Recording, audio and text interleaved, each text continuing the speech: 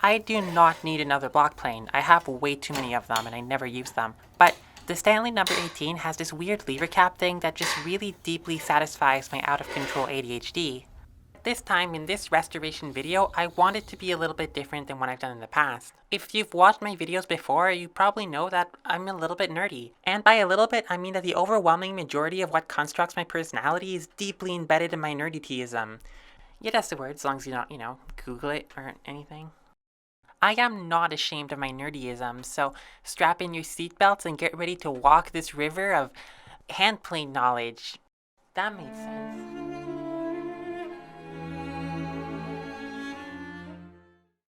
This type of lever cap is called a knuckle lever cap. It's obviously quite different from your typical camshaft lever cap or the large thumb screw twisty thing you find on most block planes. Basically, it's a collection of levers that act in a non-linear fashion. There is more force at the end of the swing than at the beginning, and that gives you a popping action which you might recognize from vice grips. It's almost exactly the same thing. What seems to be the initial patent for the knuckle lever cap dates back to 1886. The inventor was Samuel D. Sargent, and it was signed to Stanley Rule and Level Company. This initial design was a very simple two-piece design. It used the lever cap screw itself as the fulcrum for the pivoting motion, which was not ideal and it was changed later on. You can see this first iteration for sale in the Stanley Tool Catalog of 1898. In 1913, Stanley patented some new versions of the knuckle lever cap. These ones with more parts and more complicated, more reminiscent of the version I'm working on today. As far as I know, these patents were submitted at the same time as the ones that actually went for sale, but these were never used. From what I've gathered, the new version of the knuckle lever cap started sale in 1913, and I found them in the Stanley catalog of 1934. I dislike the lateral adjustment on the number 18. It's the same as the number 9.5, but it just really feels loose and I don't like it. Compared to a Nora's style adjuster, it just feels awful. The number 18 is similarly sized to my Veritas plane, but it's a lot lighter, which for a block plane isn't a bad thing. Alright, so I'm going to start the restoration.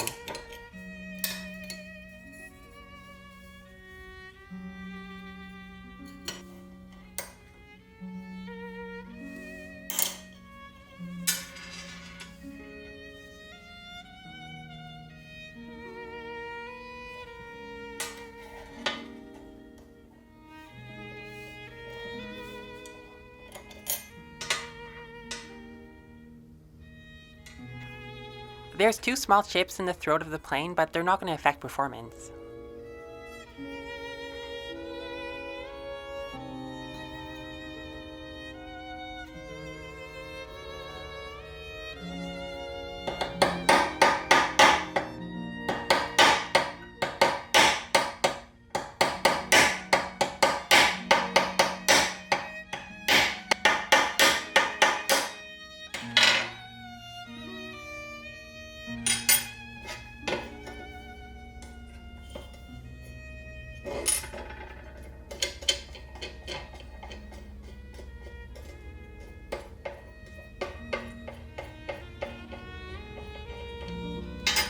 The throat plate was bound in place and it wouldn't move even with penetrating fluid, so I decided to hammer it out.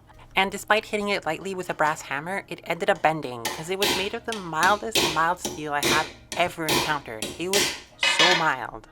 I ended up bending it back in place with a piece of wood because that's how soft it was.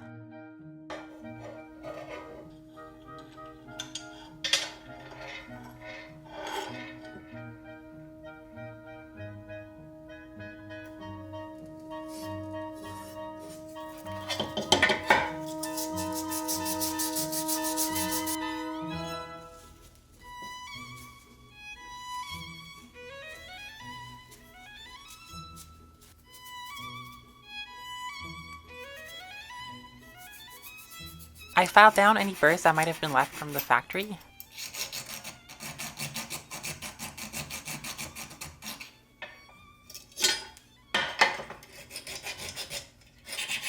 This plane being older than my Veritas, I expected lower tolerances on the throat plate, but that really wasn't the case. They were very tight. If you look in the catalog, there's a lot of different options for the knuckle joint lever cap planes. The number 18 is 6 inches long, but there's also a 7-inch long version, and that one was named a number 19.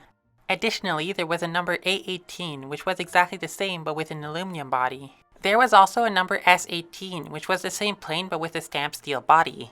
The number 65 was a totally different plane, but it also had the knuckle joint lever cap, so I'll mention that too. Perhaps you've noticed that the planes with the knucklehead lever caps are usually more expensive. That's probably due to the fact that they're chromed and there's a lot more parts to them. And at the bottom lies the one plane I would buy if I was just that much more reckless with money. Debatably, one of the most important steps in restoring a plane is flattening the sole, but in this case it really wasn't that bad.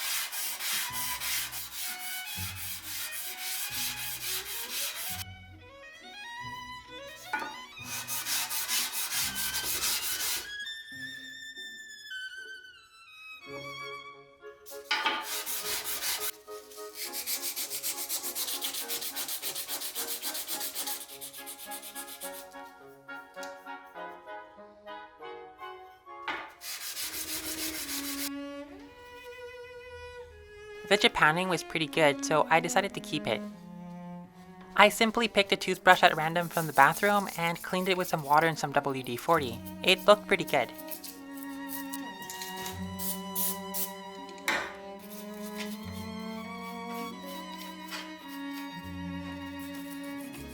Finally, I took this opportunity to maintain my dental hygiene. The grease and dirt is kind of like that charcoal toothpaste. As you can see, the Japanning is worn but mostly intact.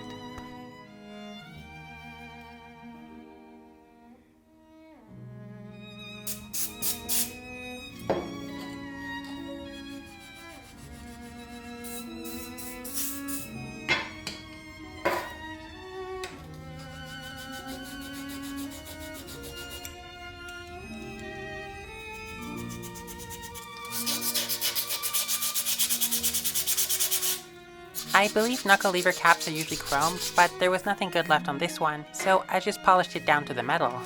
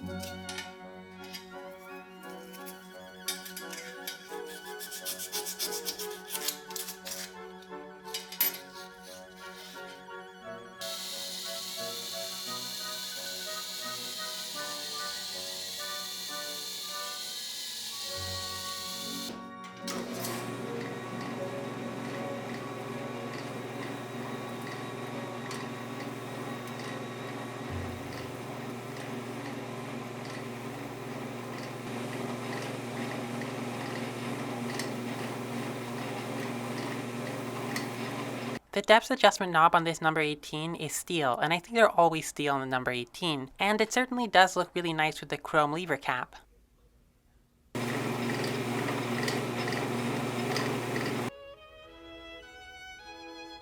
The iron was in a really bad shape, it just wasn't flat whatsoever.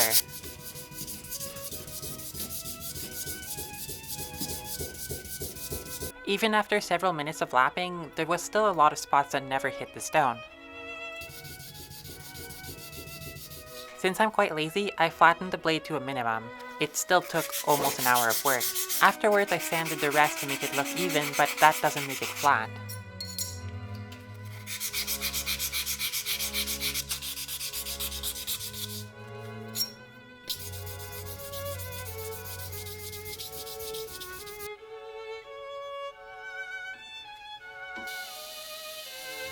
I like to use a belt sander over a bench grinder because it's more accurate and it removes material without heating it so much.